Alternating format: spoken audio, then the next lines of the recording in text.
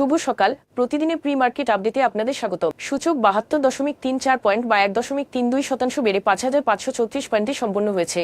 আগের দিনের তুলনায় বাজারে লেনদেন ০.৫৭% বৃদ্ধি পেয়ে মোট দাঁড়িয়েছে ৭৮০ কোটি টাকায়। বাংলাদেশে স্বর্ণের দাম ভরি প্রতি ৫,৪২৪ টাকা বৃদ্ধি পেয়েছে। বাংলাদেশ জুয়েলার্স অ্যাসোসিয়েশনের তথ্য অনুযায়ী ২২ ক্যারেট স্বর্ণের দাম এখন ভরি প্রতি ২,৭৪,১০৪ টাকা নির্ধারণ করা হয়েছে।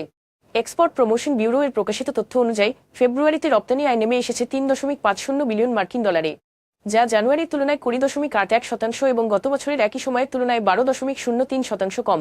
ঢাকা স্টক এক্সচেঞ্জ ডিএসই টানা ৬ মাস উৎপাদন বন্ধ থাকায় সিটি গ্রুপের সহযোগী প্রতিষ্ঠান Rehima food corporation limited K B category থেকে জেড ক্যাটাগরিতে অবনমিত করেছে।